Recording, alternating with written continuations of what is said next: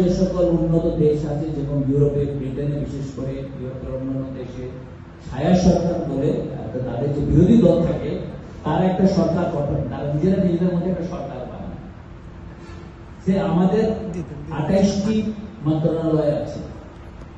এই 28টি মন্ত্রণালয়ের জন্য মিনিমাম প্রত্যেক অ্যাটলিস্ট দুটা মন্ত্রণালয়, বেশি একজন দেখা খুব কঠিন, যদিও আমাদের জিফার বাইরের সাথে 4টা 6টা দেখতেছে, বাট ওই জন্য ওনার জন্য খুব কঠিন হয়ে যাচ্ছে।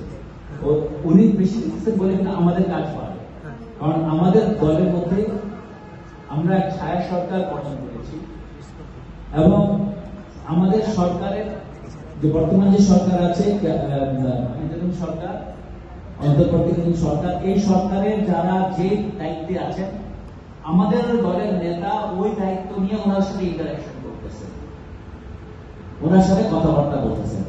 আমরা কিভাবে কথা বলি? প্রথমে আমরা গ্রাসরুট লেভেলে যাই, একদম তৃণমূলের সাথে কথা বলি, যে কোনো একটা সাবজেক্ট নিয়ে, যে কোনো একটা বিষয় নিয়ে। এরকম আলোচনার মাধ্যমে যে পয়েন্টগুলি উঠে আসে, যেহেতু আপনি এক্সাম্পল করে আমরা গতবার যশোরে গেলাম, যশোরে আমাদের যে পাট শিল্পগুলি আছে, অনেক কিন্তু আমাদের মানে ফ্যাক্টরি আছে। খুলনা, যশোর, আমাদের খুলনা বিভাগে আমরা গিয়েছিলাম আমাদের মিটিং করতে। সেখানে আমরা এই ধরনের মিটিং করলাম, তখন ওখান থেকে পাটকল সম্বন্ধে একটা ভালো পয়েন্ট উঠে আসলো। আরো আসলে পল্লী বিদ্যুৎ সমিতির এবং আমাদের ওই সময়টা ক্রাইসিসটা চলতেছিল।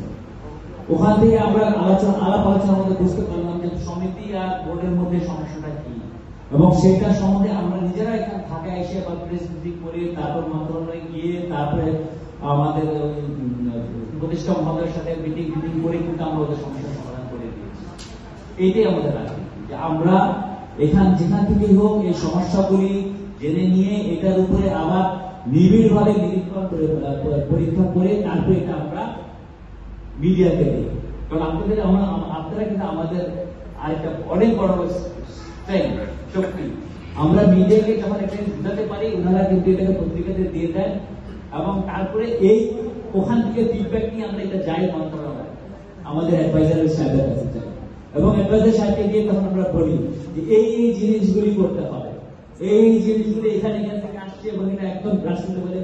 এবং যখন একটা জিনিস, একটা সমাধান যখন গ্রাসরুট লেভেল থেকে বা তৃণমূল থেকে আসে, সেটার মধ্যে কিন্তু হাত থাকে না, একদম পিওরেস্ট ফর্মে আসে, বিশ্বাস করে না করে এইটা একদম পিওরেস্ট, এবং এটাকে না মানে কোনো উপায় থাকে না সরকার। এইভাবে আমরা সরকারকে সহযোগিতা করি।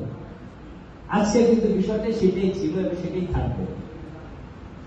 আমি আশা করেছিলাম আজকে আমরা কয়েকটা বিষয় নিয়ে আলাপ করবো, আমরা এই উপজেলা বিশেষ করে নিয়ে। আমি কিছু বড় টানলাম, যাতে আমার সামাজিক ভাইরা এবং যারা বাইরে থেকে আসছেন, বা আমার মুরব্বীরা আসছেন, নেতারা আসছেন, বা যারা ওয়ার্ডের আমাদের মহিলা আসছেন, পুরুষরা আসছেন, যারা মেম্বার আসছেন, সদস্যরা আসছেন, ওনাদের জন্য যে আমাদের এখানে বসে কি লাভ হবে সেটা আমি বলতে চাচ্ছি।